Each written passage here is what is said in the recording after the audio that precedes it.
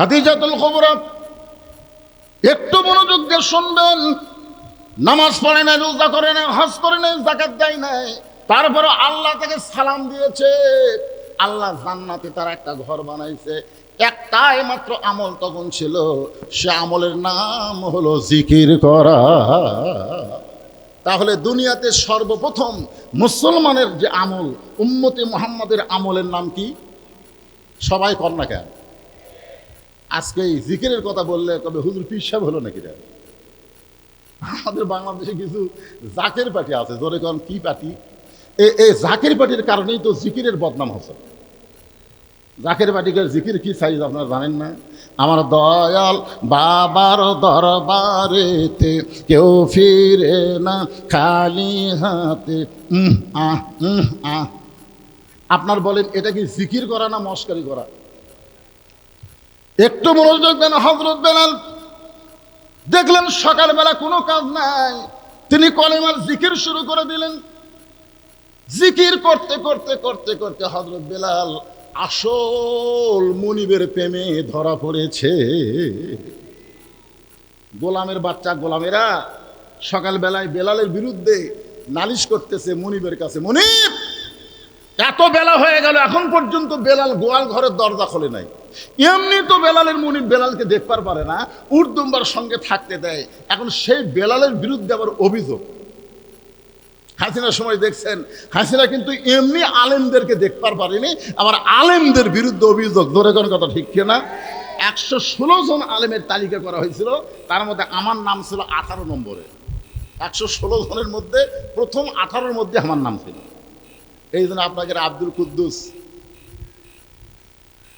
ওই কিন্তু আমাকে একেবারে ঢুক পারি দিচ্ছিল না।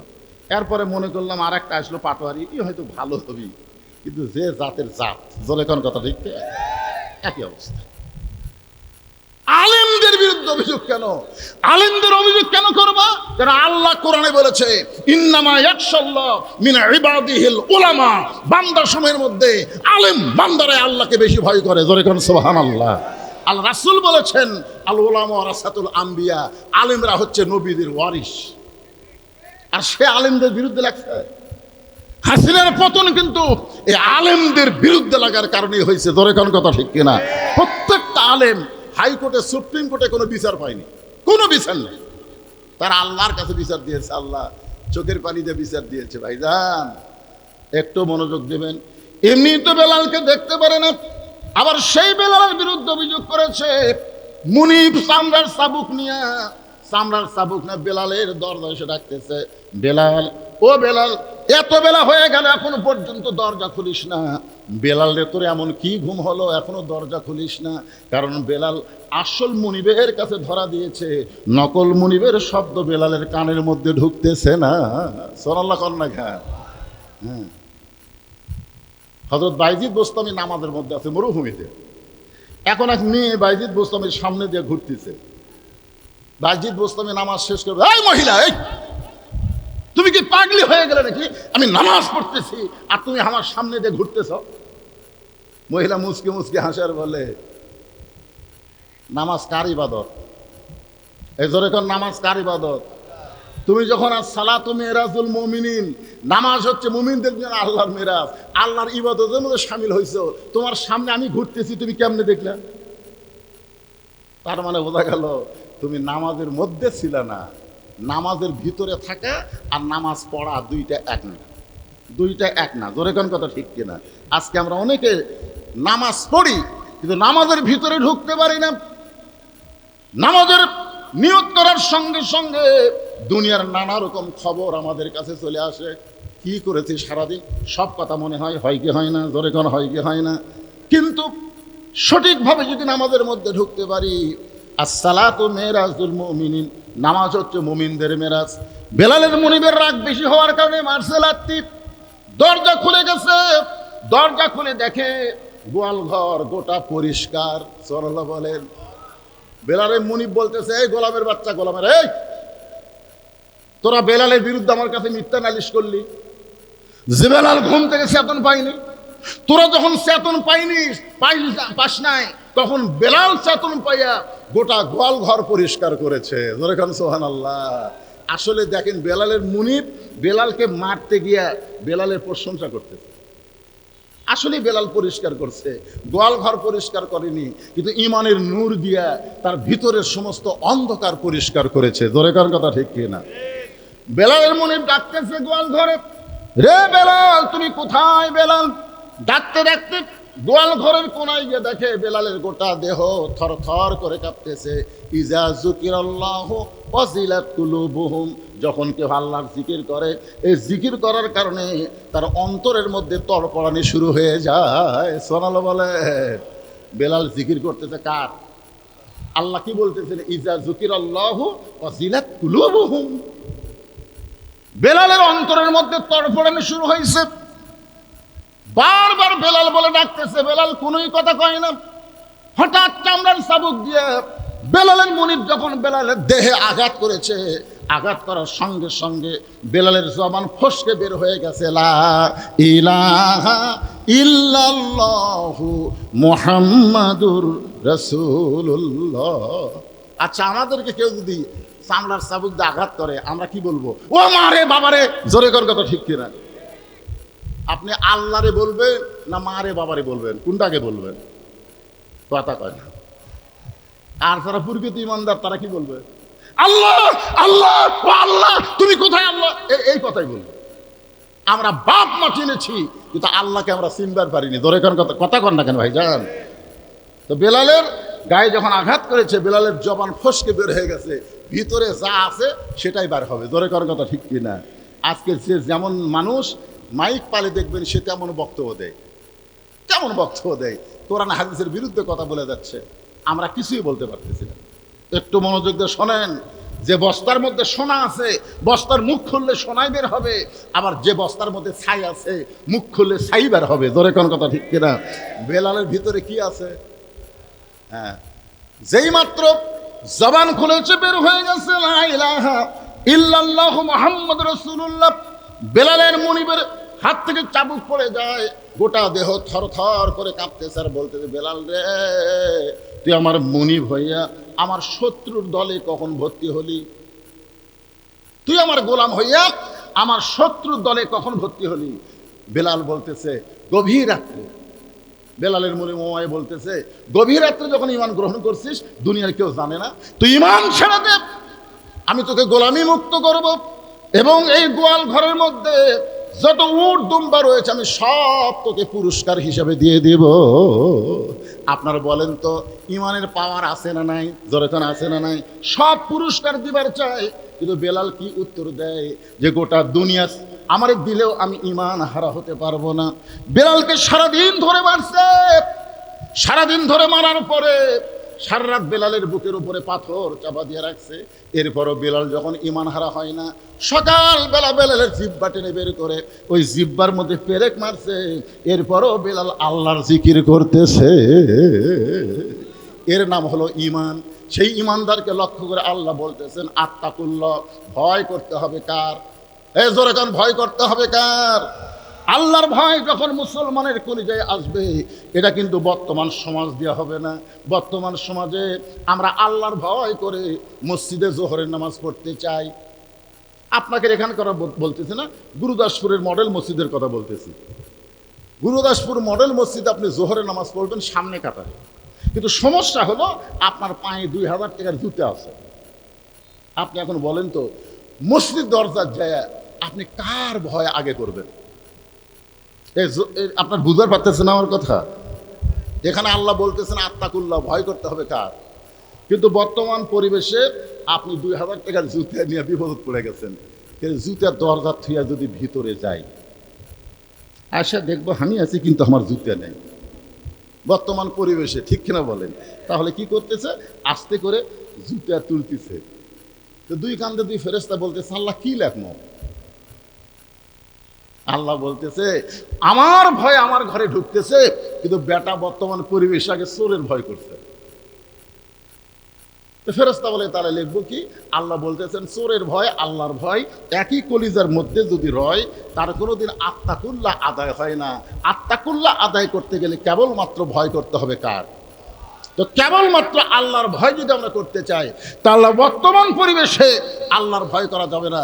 আল্লাহর ভয় করতে গেলে আল্লাহর কোরআনের পরিবেশ আমাদের বাংলাদেশে চালু করা লাগবে। ধরে কোন কথা ঠিক কি না? এই জন্যে বাংলাদেশে একটা রব উঠেছে। কি রব? সব কিছুই তো আমরা দেখলাম, কি পেলাম? আগামীতে যে কোরআনের ওয়াজ শুনি, শুধু ওয়াজ শুনবো না, এই কোরআনকে আমরা একটু নিজের চোখে দেখবার চাই। ধরে কোন কথা ঠিক কি না?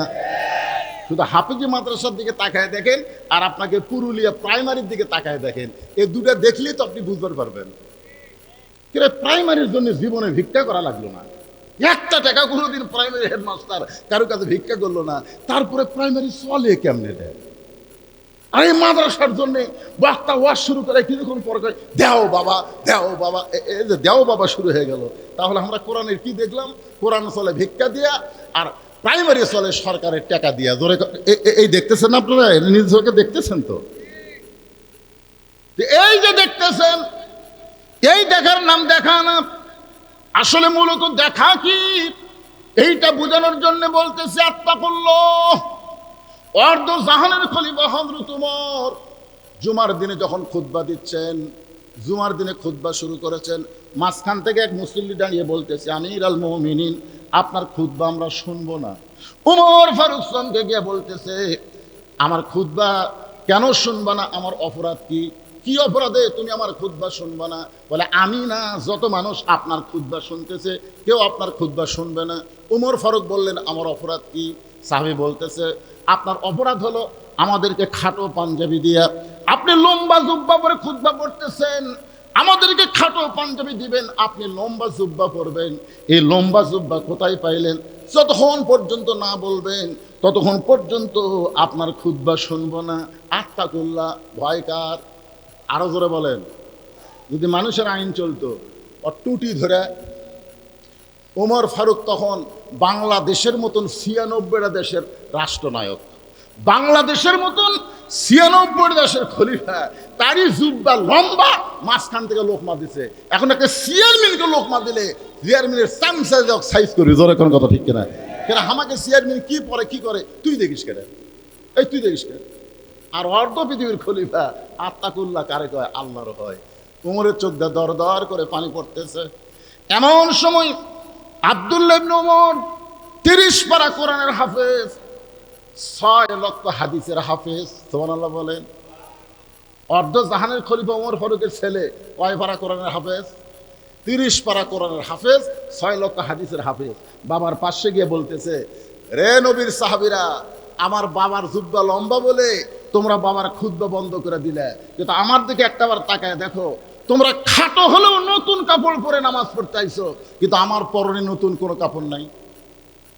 সাহাবীরা বলতেছে, বিশেষ করে ওসমান গনি বলতেছে আব্দুল্লাহ, আজকে জুমার দিনে সবাই নতুন কাপড় পরে নামাজ পড়তে আইছে, আর তুমি পুরাতন কাপড় কেন পরলা? আব্দুল্লাহ কান্দের বলে আমি পুরাতন কাপড় কেন বললাম? যদি আজকে আমি নতুন কাপড় পরতে চাইতাম তাহলে আমার বাবার জুব্বা লম্বা হতো না। সুবহানাল্লাহ বললেন না? তোমরা যখন সবাই ঘুমিয়ে যাও তখন আমার বাবা ঘুমায় না। যেদিন থেকে বাবা আমার মদিনার খলিফার দায়িত্ব পাইছে সেদিন থেকে বাবা কোনো নেতা না, বাবা তখন জনগণের সেবক হয়ে গেছে। সবাই যখন ঘুমায়, আত্তাকুল্লাহ কার ভয়ে? আল্লাহর ভয়ে আমার বাবা ঘুমায় না। মানুষ কে কোথায় কিভাবে আছে নিজের চোখে দেখার জন্য চোরের মতো সারা রাত আমার বাবা ঘুরে বেড়ায়, চোরের মতো সারা রাত। হয়তো তোমার ঘুরতে ঘুরতে দেখতেছে একটা পুরুষ মানুষ তাঁবুর বাহিরে এসে খালি উত্তরে যায় দক্ষিণে যায়, একবার উত্তর দিকে যায় একবার দক্ষিণে যায়। ওমর ফারুক এই দৃশ্য দেখার পরে তিনি বললেন লোকটা তো অস্থির, আর অস্থির লোককে যদি তুমি থামাবার চাও নবীর তরিকা মোতাবেক তাকে সালাম দাও। ধরে গেল কি দাও? তো লোকটা একবার উত্তরে যাচ্ছে দক্ষিণে যাচ্ছে, খালি এই ছটফট ছটফট করতেছে।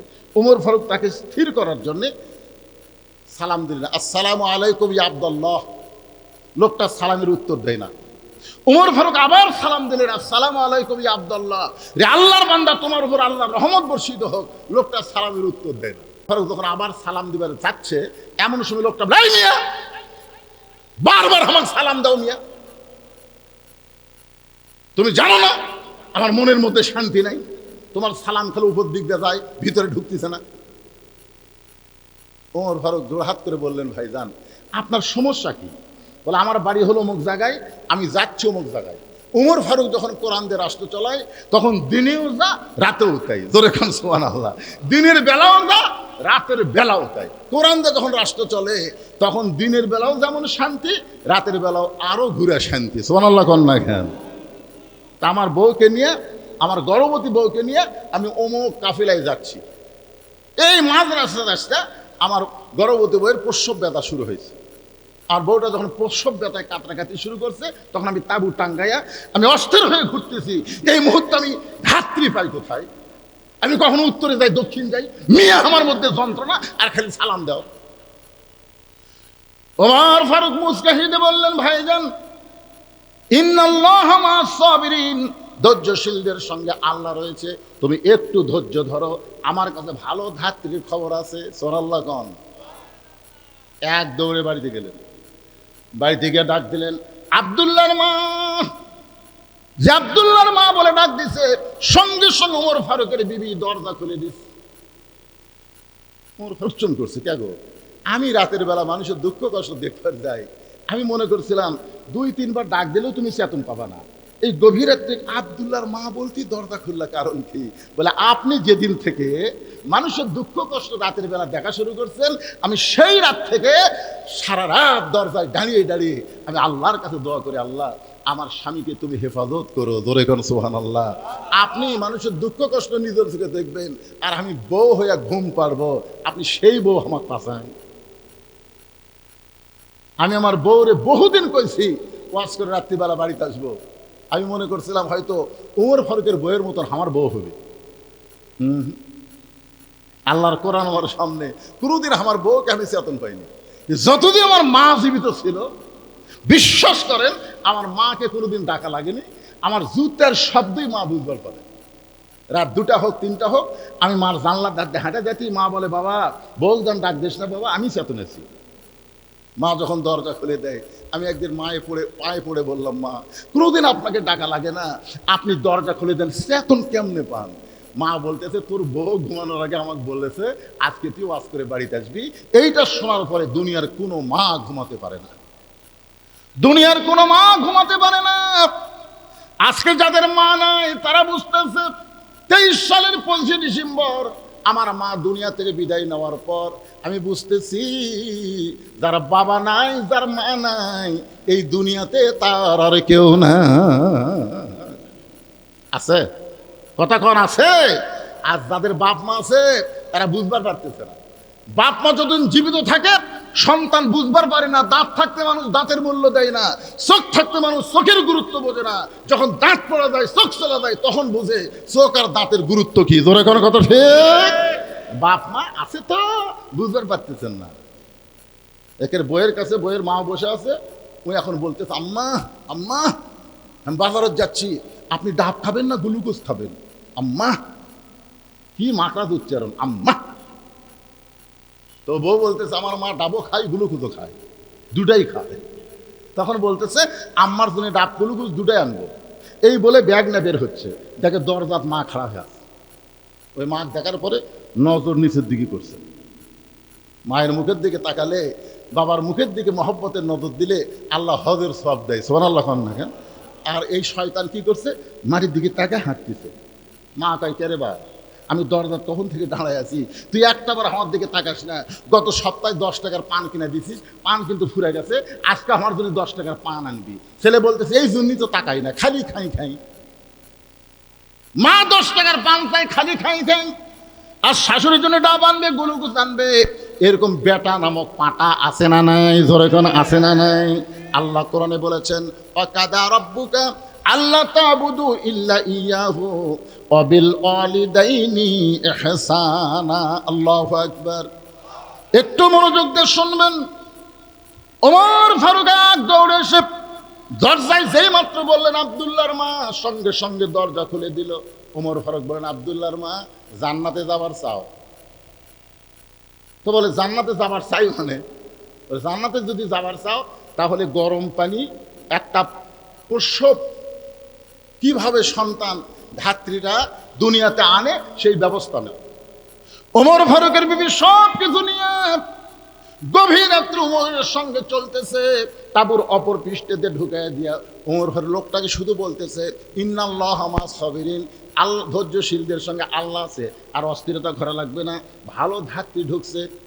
কিছুক্ষণ পরে বাচ্চা যখন প্রসব হয় তখন ওমর ফারুকের বিবি বলতেছে ইয়া আমির আল মুমিনিন, আপনার বন্ধুকে খবর দেন তার সন্তান এবং বিবি সুস্থ আছে। আপনারা তো সুবহানাল্লাহ করলেন, কিন্তু ওমর ফারুকের বউ যখন বলতেছে আমির আল মুমিনিন, উনি তখন অবস্থা কি? এই লোকটার অবস্থা কি যে সালামের উত্তর দেয়নি, পায়ের কাছে পড়ে বলতেছে আহারে আমি কত বড় বেয়াদব, আপনি তিনবার সালাম দিলেন, আমি সালামের উত্তর দিলাম না। ওমর ফারুক বলতেছেন ভাই তুমি আল্লাহর কাছে বলো আল্লাহ যেন অধমকে মাফ করে দেয়, কারণ ঠিক মতো তোমার খোঁজ নিবার পারিনি বলেই তুমি অস্থির হয়ে গেছো। আব্দুল্লাহ বলতেছে রে দুনিয়ায় নবীর সাহাবীরা তোমরা আরামে সারা রাত ঘুমাও, কিন্তু আমার বাবার চোখে ঘুম নাই। যেদিন থেকে মদিনার খলিফা হয়েছে সেদিন থেকে আমার বাবার রাতের বেলা চোখের ঘুম নাই। মানুষগুলো কে কোথায় কিভাবে আছে নিজের চোখে দেখার জন্যে আমার বাবা একা একা ঘুরতেছে। হঠাৎ হযরত ওমর দেখতে পায় তাঁবুর মধ্যে আগুন জ্বলতেছে, আর দুইটা বাচ্চা মা মা বলে কাঁদতেছে, আর বলতেছে মা আমাদের খুব ক্ষুধা লাগছে, মা তাড়াতাড়ি খাবার দাও। মা বলতেছে গোশত সিদ্ধ হলেই তোমাদেরকে খাবার দেব। ওমর ফারুক চিন্তায় পড়ে গেলেন, দুম্বার গোশত হলে বড় জোর 8 ঘন্টা লাগবে, উটের গোশত হলে বড় জোর 1 ঘন্টা লাগবে। এত গভীর রাত হয়ে যায়, এখনো পর্যন্ত গোশত সিদ্ধ হয় না, এটা কিসের গোশত? ওমর ফারুক আস্তে আস্তে তাঁবুর নিকটে গিয়ে বললেন মা তোমার দুইটা সন্তান ক্ষুধার জ্বালায় কাঁদে, এখনো পর্যন্ত তোমার গোশত সিদ্ধ হয় না। মা এখনো পর্যন্ত তোমার গোশত সিদ্ধ হয় না, মা তুমি এমন কি গোশত সিদ্ধ করতেছ? মেয়েটা বলে পথিক আমার বাড়ি হলো ইয়ামিন দেশে, আমি শুনতে পাইলাম মদিনার খলিফা ওমর অত্যন্ত ভালো মানুষ। ইয়ামিন থেকে খলিফা ওমর ভালো মানুষ জানার পরে আমার দুইটা এতিম বাচ্চাকে নিয়ে আমি মদিনায় উমরের কাছে আসলাম, কিন্তু বিকেলবেলায় এত মানুষের ভিড়, এই ভিড় ঠেলে আমি উমরের কাছে কেমনে যাবার পারলাম না। নিয়ত করেছে আগামীকাল সকালবেলা উমরের দরবারে যাব, আগামীকাল সকালবেলায় উমরের দরবারে যাব। এই মনে করে রাতের বেলা আমার দুইটা এতিম বাচ্চাকে বুকের মধ্যে নিয়ে আমি ঘুমাবার চাই, কিন্তু বাচ্চা দুইটা ক্ষুধার জ্বালায় বারবার শুধু কাঁদতেছে। আমি এখন সান্ত্বনা দেওয়ার জন্যে পাতিলের মধ্যে পাথর আর পানি নিয়ে নিচে আগুন জ্বালায় বলতেছি বাবা গোশত সিদ্ধ হলেই তোমাদেরকে খাবার দেব। আমার পাতিলে কোনো গোশত নাই, সিদ্ধ কেমনে হবে? পথিক আমি মা হয়ে যে কি বিপদে পড়েছি, আমার মনে হয় সকালবেলা পর্যন্ত আমার সন্তান দুইটা বাঁচবে না। আত্তাকুল্লাহ, আল্লাহর ভয়ে হযরত ওমর বলতেছে মা তুমি একটু ধৈর্য ধরো, মা তোমার দুইটা বাচ্চাকে তুমি একটু সান্ত্বনা দিয়া কোনো মতে জীবিত রাখার চেষ্টা করো মা। এই বলে হযরত ওমর এক দৌড়ে বাইতুল মালের দরজায় আসলাম আসলাম বলে ডাক দিলেন। আসলাম দরজা খুলে বলে আমির আল মুমিনিন, এই গভীর রাত্রে আমার ডাকতেছেন, বলে খাবার একটা বস্তা আমার মাথায় উঠায় দে। আসলাম বলতেছে ই আমির আল মুমিনিন, আপনি হলেন আমির, আমি হলাম চাকর, হুকুম দেন কোথায় বস্তা নিয়ে যাওয়া লাগবে। ওমর বলে আসলাম রে চাকর আর মুনিব না, চাকর আর মুনিব না, এই দুনিয়াতে তুমি আমার বস্তা মাথায় নিবার চাচ্ছ, কিন্তু হাসরের ময়দানে একজনের পাপের বোঝা কেউ মাথায় নেবে না, দে আমার মাথায় বস্তা উঠে দে। আসলাম আউলিল আমরি মিনকুমকে মানতে গিয়া খাবার বস্তা যখন মাথায় তুলে দিলেন, ওমর ফারুক বস্তা নিয়ে এত করে দৌড় মারতেছেন, পিছন দিক থেকে আসলাম বলতেছি আমির আল মুমিনিন আপনি এত দূরে দৌড় মারলে আপনি পড়ে যাবেন, আপনার কষ্ট হবে। ওমর ফারুক আসলাম রে সময় মতো যদি পৌঁছবার না পারি তাহলে জাহান্নামের আগুনকে আল্লাহ উমরকে পুড়ায় ফেলবে। আত্মা করলাম হাক্কা তুকাতিহি, এত দূরে দৌড় মারলেন। তাঁবুর নিকটে গিয়ে বললেন মা তোমার দুইটা সন্তান কি জীবিত আছে? মা মেয়েটা বলতেছে পথিক এখন পর্যন্ত আমার সন্তান দুইটা জীবিত আছে। ওমর ফারুক বললেন তাহলে তাড়াতাড়ি রুটি আর হালুয়া তৈরি করো। মেয়েটা রুটি আর হালুয়া তৈরি করে ওমর ফারুকের হাতে যখন দেয়, ওমর ফারুক রুটি আর হালুয়া নিয়া দুইটা বাচ্চাকে দুই উরাতের উপরে বসা মুখের মধ্যে ঢুকাই দিচ্ছে। বাচ্চা দুইটা রুটি হালুয়া খায় আর ওমর ফারুকের মুখের দিকে ফ্যাল ফ্যাল করে তাকায়। ওমর ফারুকের চোখ দিয়ে দর দর করে পানি পড়তেছে। দুইটা বাচ্চা বলে, কে গো আপনি এই গভীর রাতে এমন করে কাঁদতেছেন? আমরা এতিম, আমাদের কোনো বাবা নাই, কিন্তু আপনার দয়া দেখে আমরা হারানো বাবাকে মনে হয় ফিরে পাইলাম। ওমর ফারুক কান্দার বলে, আল্লাহ এ অধমকে জাহান্নামের আগুন তুমি হেফাজত করো। মেয়েটা বলে, পথিক রে, তুমি জাহান্নামকে নিয়ে কেন ভয় করতেছো? ভালো মানুষের গল্প শুনেছি, কিন্তু মানুষ এত ভালো হয় কোনোদিন আমি কল্পনা করিনি। আমি আল্লাহর কাছে বলতে চাই, আল্লাহ উমরকে মদিনার খলিফা না বানায়া তোমাকে যদি মদিনার খলিফা বানাইতো, তাহলে মদিনা আল্লাহর জান্নাত হয়ে যেত। আল্লাহু আকবার। আত্তাকুল্লাহ হাক্কা তুকাতিহি। আমরা ভয় করি কাকে? আরো জোরে বলেন, আল্লাহ। যতই গণ আল্লাহ, মানুষের তৈরি আইন দিয়ে যদি বাংলাদেশ চলে, মুখে বলা যাবে ভয় করে আল্লাহকে, কিন্তু অন্তর দিয়ে করতে পারবেন না। যেই কোরআনের ওয়াজ শুনতেছেন, এই কোরআন মোতাবেক আমাদের চলা লাগবে। জোরে কোন কথা ঠিক কিনা ভাইজান? ওমর ফারুক এত ভয় করেছে, কারণ কি? সে আল্লাহর কোরআন অনুযায়ী চলে এবং কোরআন অনুযায়ী রাষ্ট্র চলায়। আব্দুল্লাহ বলতেছে, ওই সাহাবীরা, তোমরা খাটো পাঞ্জাবি হলেও নতুন পোশাক পরেছো, আর আমার দিকে তাকায় দেখো আমি পুরাতন কাপড় পরাইছি। ওসমান গনি বলে, আব্দুল্লাহ তুমি পুরাতন কাপড় কেন পরলা দিনে? বলে, আমি যদি নতুন কাপড় পরতাম আমার বাবার জুব্বা লম্বা হতো না।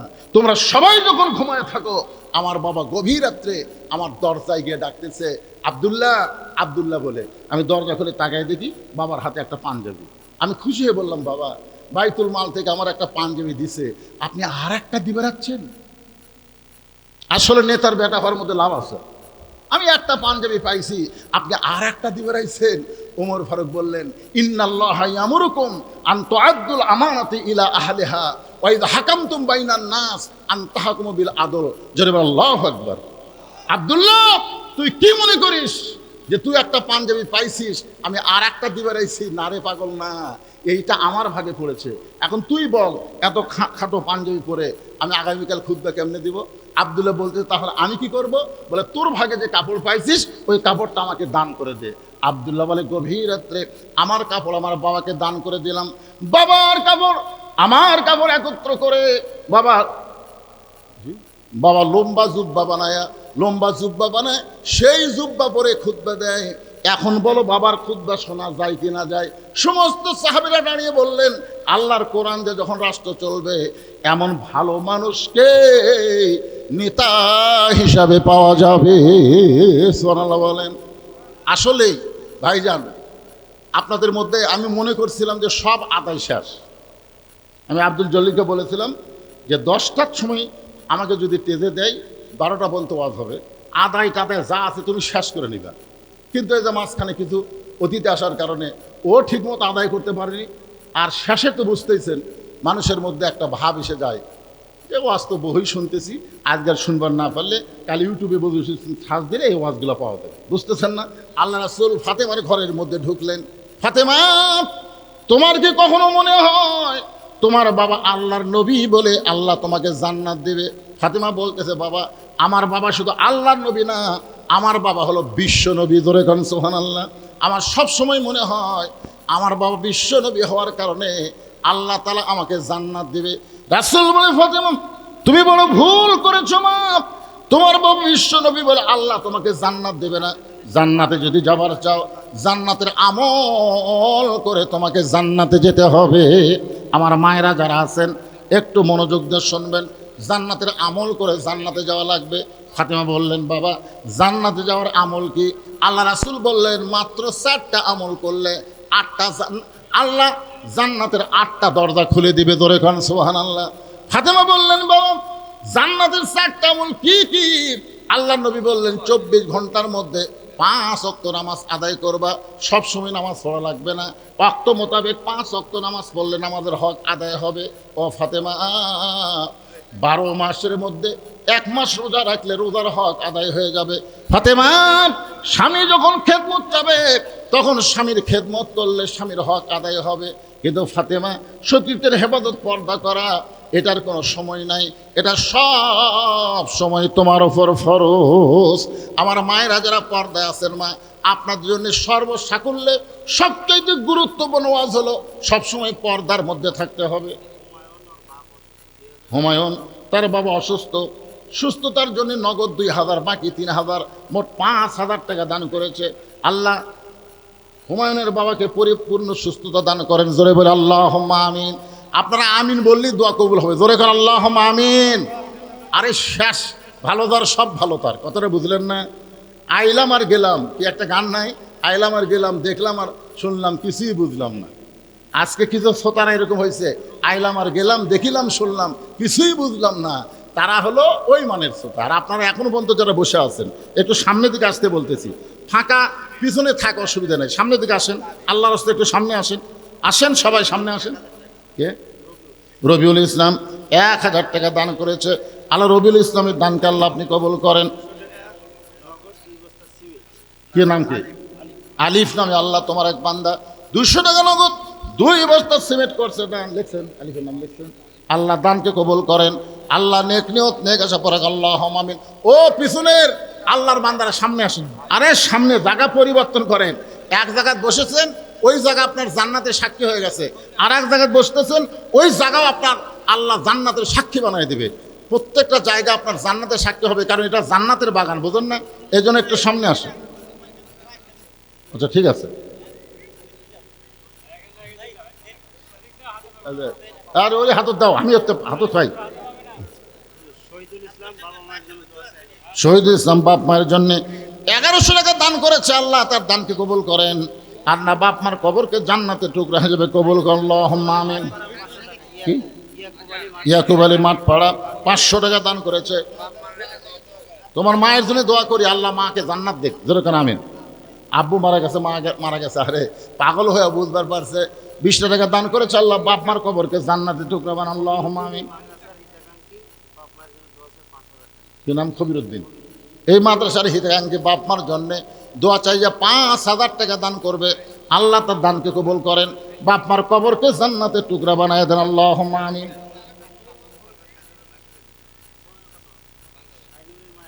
শাহিনুরের মা 100 টাকা দান করেছে। মেয়ে মানুষের নাম বলা লাগবে, আবার শাহিনুর মা চিন্তা করবে টাকা দিলাম 100, কেদত গেল না পকেটত গেল। এজন্য মেয়ে মানুষেরা কিন্তু টাকা দিয়ে খালি কান খাড়া করে থাকে। শাহিনুরের মা, আপনার 100 টাকা পাওয়া গেছে মা। হ্যাঁ, মেয়েরা যেটা দিবেন আপনারা শুনবেন, দেখেন তো আপনাকে নাম এখানে বক্তা বলে কিনা। নাম না বললে বুঝবেন টাকা চলে গেছে। মহিলাদের মধ্য থেকে 500 টাকা দান করা হয়েছে। আল্লাহ মায়েদের দানকে আল্লাহ আপনি কবুল করেন আল্লাহুম্মা আমিন। এই মাদ্রাসা হিতাকাঙ্ক্ষী জহিরউদ্দিন 3,000 টাকা দান করেছে। আল্লাহ তার দানকে কবুল করেন আল্লাহুম্মা আমিন। অনেক দান করে আপনাকে মাদ্রাসায়, আমি মনে করছি 28। নাসের মিল্কি ধানুরা ছেলের জন্য দোয়া আছে। কি দিল? 1 বস্তা সিমেন্ট দান করবে। আল্লাহ দানকে কবুল করেন। মেয়েদের কাছ থেকে 1 বস্তা টাকা পাওয়া গেছে না, 1 ব্যাগ টাকা দিচ্ছে আমার মায়েরা। কে কোন নিয়তে দান করলো? জি, রিফাতের নানি 500 টাকা নগদ এবং 2টা মোরগও দিছে নগদ। মাশাআল্লাহ, রাতের বেলা 2টা মোরগ দেওয়া, আবার 500 টাকা দেওয়া একেবারে সাধারণ ইমান না। আল্লাহ রিফাতের নানিকে আল্লাহ আপনি কবুল করেন আল্লাহুম্মা আমিন। এই মাদ্রাসার ছাত্র আইজুল হক 1000 টাকা দান করেছে। আল্লাহ কবুল করেন। আশরাফ আলী 500 টাকা দান করেছে। আশরাফ আলীর দানকে আল্লাহ আপনি কবুল করেন আল্লাহুম্মা আমিন। আমার মায়ের একটু মনোযোগ দিয়ে শোনেন। রাসূল বললেন, ফাতেমা পর্দার আমলটা 24 ঘন্টায় তোমাকে করা লাগবে। নামাজ কিন্তু সবসময় পড়া লাগবে না, নামাজের সময় হলে নামাজ পড়া লাগবে, ঠিক কিনা বলেন?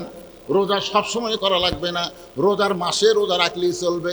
স্বামীর খেদমত সবসময় করা লাগবে না, স্বামী যখন খেদমত চাবে তখন স্বামীর খেদমত করলেই চলবে। কিন্তু কিন্তু ফাতেমা পর্দা এইটা সব সময় করতে হবে। 24 ঘন্টায় পর্দার মধ্যে থাকতে হবে, ঠিক আছে? 24 ঘন্টায় পর্দার মধ্যে থাকতে হবে। ও ফাতেমা, সঙ্গে সঙ্গে এক মহিলা মার জন্য দোয়া চায়, 500 টাকা দান করেছে। রমজান আলী মিল্কি ধানুরা 1 বস্তা সিমেন্ট করবে দান। আল্লাহ রমজান আলীর দানকে আল্লাহ আপনি কবুল করেন আল্লাহুম্মা আমিন। সঙ্গে সঙ্গে ফাতেমার গায়ে একটা ওড়না ছিল, ফাতেমার গায়ে একটা ওড়না ছিল। কি রে বাবা, যদি টান দিবার পারি রে, এটি রেখে দিলে কি হয়? 1 বছর সিমেন্ট বক্তা যদি না বলে দান কবুল হবে না, এরকম নিয়ত করলে আল্লাহ দানই নেবে না। বক্তা বলা লাগবে কেন? আপনি দিয়ে দেন।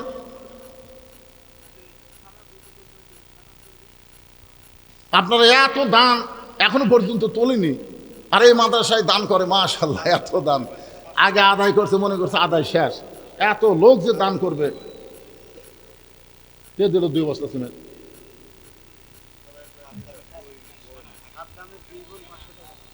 সাদ্দামের 2 বোন 500 টাকা দান করছে।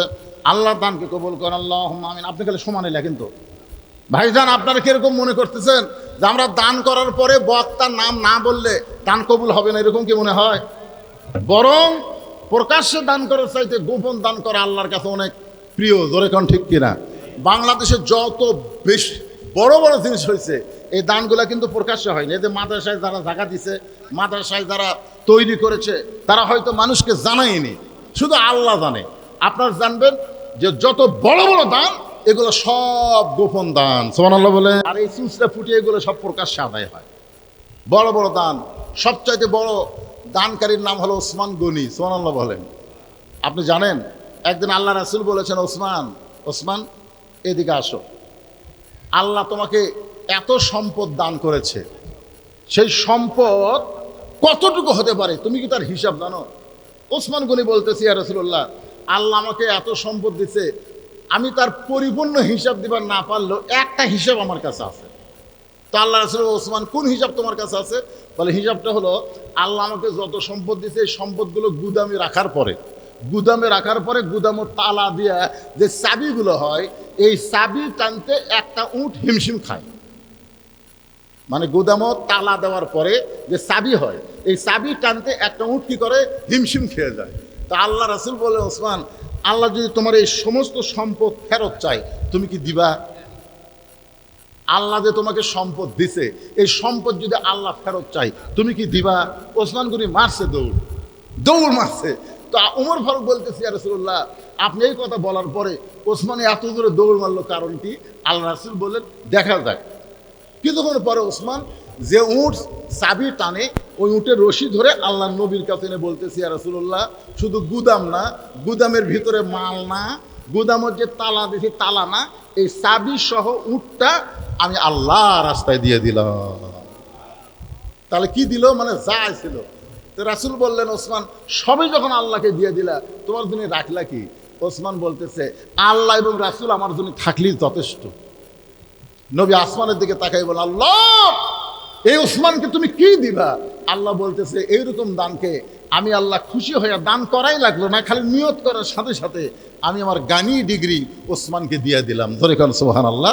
রাসূল বললেন, আল্লাহ গানিয়ুন ওয়া আনতুমুল ফুকারা ইল্লা ওসমানও গানিয়ুন। ধরে কারণ সুবহানাল্লাহ। এই জন্য ভাইজান, যারাই দান করতেছেন, কখনোই মনে করবেন না বক্তা আমার নাম বলে নাই, আমার দান বুঝে আল্লাহর দরবারে কবুল হয় নাই, এ কথা মনে করবেন না। বরং আপনি দান করার সঙ্গে সঙ্গে আল্লাহর জান্নাতের খাতায় আপনার নাম লেখা পড়েছে। কারণ আস-সাকিউ হাবিবুল্লাহ, রাসূল বলেছেন, দানকারী আল্লাহর দোস্ত, ওয়ালাউ কানা ফাসিকান, যদিও সে ফাসিক হয় তারপরে আল্লাহর দোস্ত। কারণ দানকারীর কলিজায় আখিরাতের প্রতি বিশ্বাস বাড়ে যায়। দানকারীর কলিজায় আল্লাহ আখিরাতের প্রতি বিশ্বাস বাড়ায় দেয়। আপনারা বলেন তো, যারা এখানে দান করলেন, এরা কি দুনিয়াতে পাচ্ছে? মন খালি বারবার বলবে, তুই যে পকেট থেকে টাকা দিলি, টাকাটা তোর কমে গেল রে, এরা মন বলবে। কিন্তু মন যতই বলুক ভাইজান, আল্লাহ বলেছেন, ইউফা ইলাইকুম, তুমি মনে করো না যে আমি আল্লাহ ফকির, তুমি যেটা আমাকে দিলে আমি দুনিয়াতেই তোমাকে 10 গুণ ফিরিয়ে দেব, আর আখিরাতে আমি আল্লাহ তোমাকে জান্নাত দিয়ে দিব। ধরে কোন সুবহানাল্লাহ। এই জন্য আপনারা মনে করেন না যে নাম বলা লাগবে।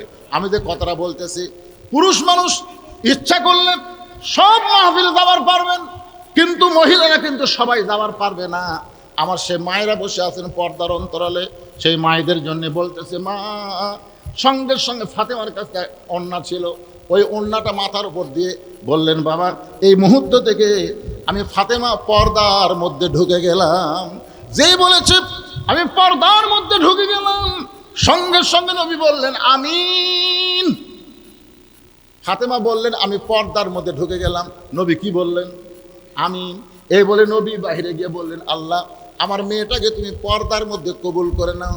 কারণ বাবাকে সাক্ষী রেখে যে মাথায় ওন্না টেনে দিয়ে বলতেছে আমি পর্দার মধ্যে ঢুকে গেলাম, আল্লাহ ফাতেমার পর্দাকে কবুল করে নাও। নবীর দোয়া আল্লাহ এমন কবুল করলো, একদিন আল্লাহ তাআলা নবীকে ডাক দিল, হাবিব গো আপনার ফাতেমার খবর আপনি জানেন?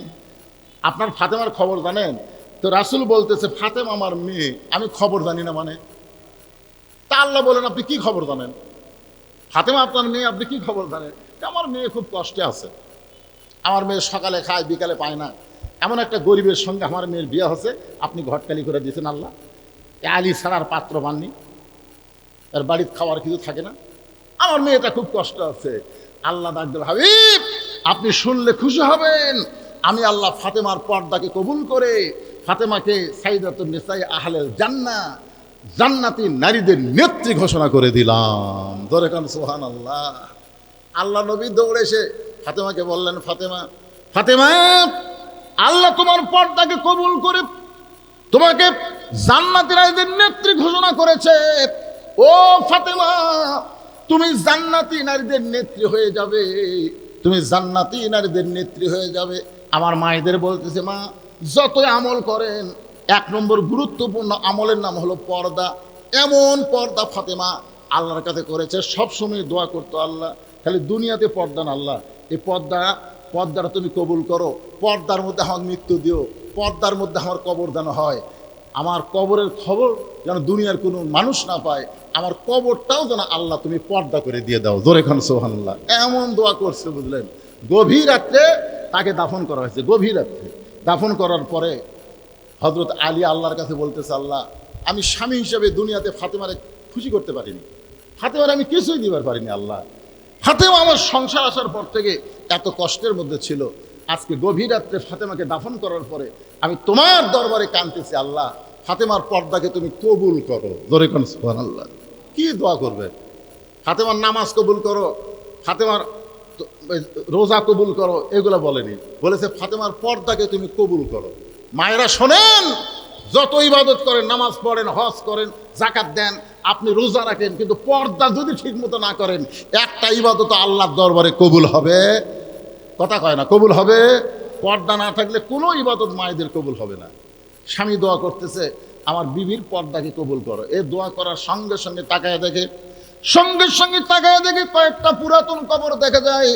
এইমাত্র ফাতেমার কবর দিছে, সেই নতুন কবর আর নাই, এখনই কবর দেওয়া হলো, সেই নতুন কবর কোথায় গেল? গোটা জান্নাতুল বাকির মধ্যে ফাতেমা দৌড়ায়, আলী দৌড়ায় আর কান্দের বলে, ফাতেমার কবর, ফাতেমার কবর। কে যেন ডাকতে বলে, আলী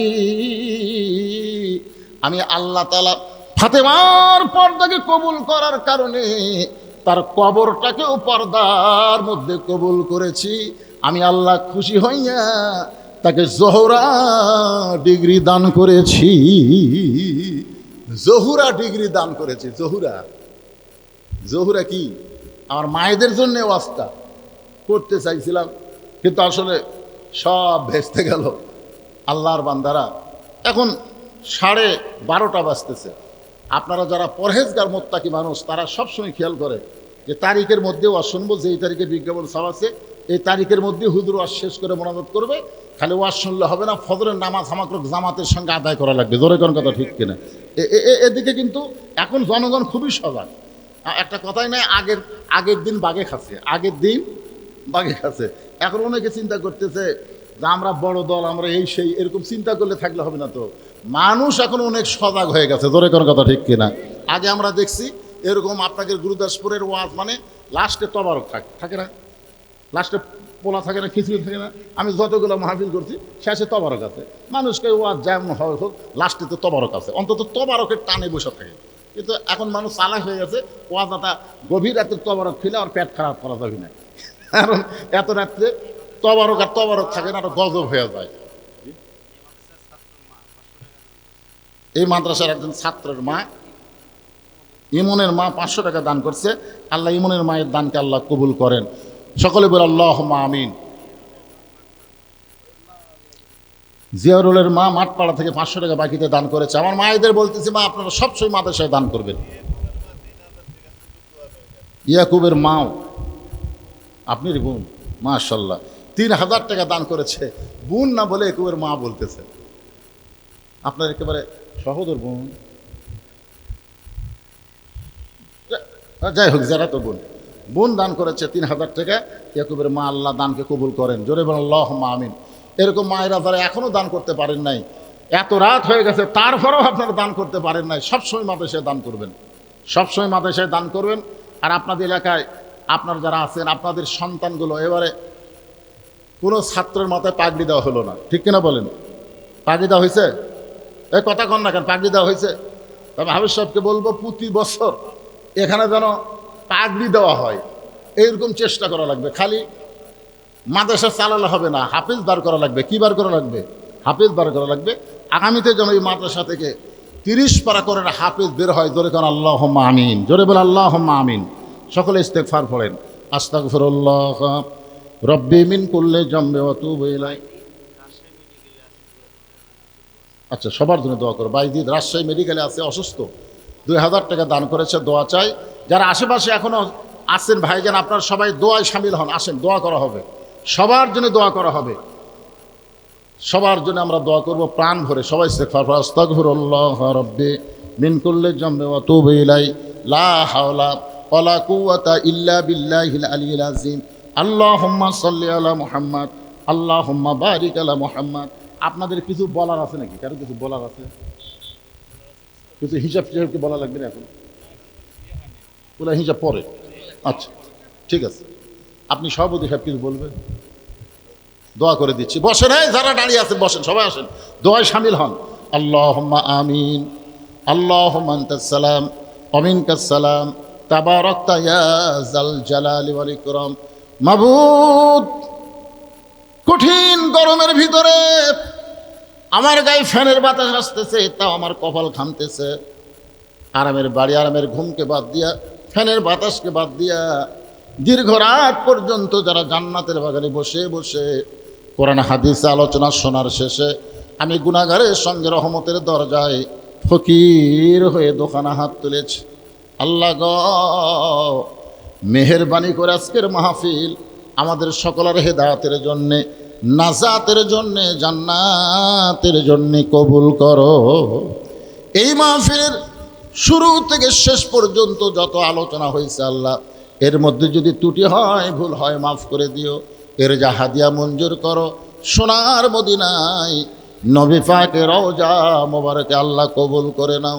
তামাম আম্বিয়ায়ে কেরাম, আসহাবে কেরাম, তাবিঈনে কেরাম, তাবা তাবিঈনে কেরাম, তামাম পৃথিবীর মাটির নিচে যত মুমিন মুমিনা আছে আল্লাহ, সকলের আরওয়াহ ফরে হাদিয়া কবুল করো।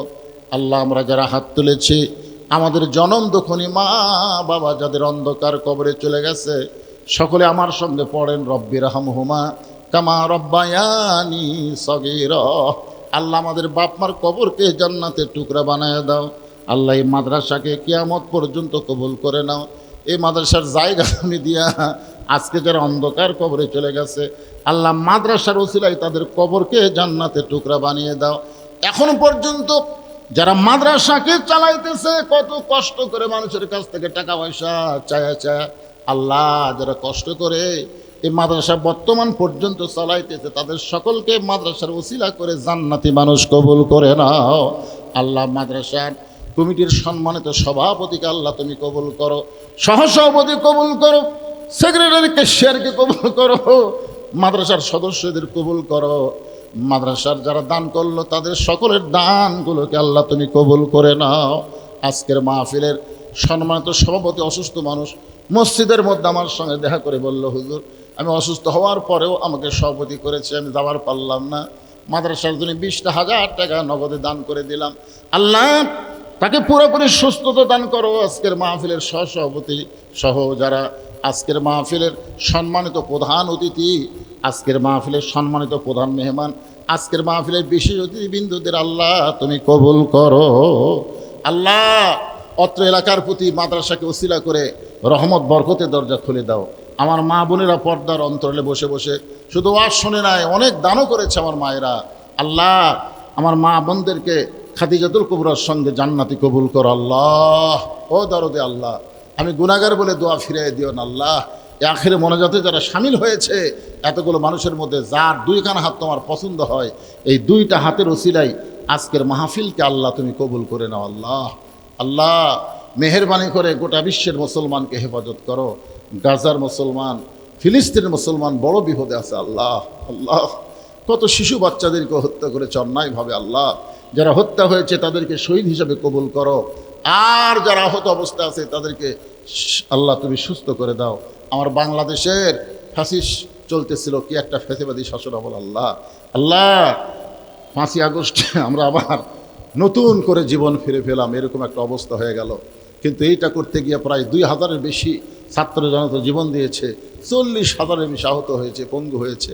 তাদের জন্য আমরা প্রাণ খুলে দোয়া করি, আল্লাহ তাদেরকে কবুল করো। আল্লাহ আল্লাহ মেহেরবানি করে আগামীতে আমরা একই বাড়ির মধ্যে থাকি, কেউ আওয়ামী লীগ করতেছিলাম, কেউ বিএনপি, কেউ জামাত, কেউ জাতীয় পার্টি, কিন্তু যখন মসজিদে আমাদের আজান দেয় আমরা কিন্তু আর কোনো দল করতে পারি না। সব দল ভুলে গিয়ে পায়ের গোড়ালির সঙ্গে গোড়ালি মিলে আমরা কাঁধের সঙ্গে কাঁধ মিলে জামাতে নামাজ পড়ি। আল্লাহ আমরা বাইরে যতই দল করি না আল্লাহ, কিন্তু মূলত আমরা মুসলমানে এক দল। আল্লাহ বলেছেন আলা তামুতুন্না ইল্লা ওয়া আনতুম মুসলিমুন, মুসলমান না হয়ে তোমরা কেউ মৃত্যুবরণ করো না। আজকের মাহফিলের যতটুকু আলোচনা হয়েছে আল্লাহ, এই আলোচনাটা আমাদের সকলের জন্য কবুল করে আমাদের মৃত্যুটাকে তুমি মুসলমানের মধ্যে কবুল করে নাও। আল্লাহ কত মানুষের জানাজার নামাজ আমরা পড়েছি, এই 2 হাত দিয়ে কত কবরে আমরা মাটি দিয়েছি। একদিন আমরা সবাই মরে যাব। যেদিন আমাদের মৃত্যু হবে, দিনটা যেন জুমার দিন হয়, মাসটা যেন রমজান মাস হয়, ইমানের সাথে ইজ্জতের সাথে এই দুনিয়া থেকে বিদায় নেওয়ার সময় আমাদের জবানে তুমি জারি করে দিও লা ইলাহা ইল্লাল্লাহু মুহাম্মাদুর রাসূলুল্লাহ সাল্লাল্লাহু আলাইহি সাল্লাম। আসসালাম।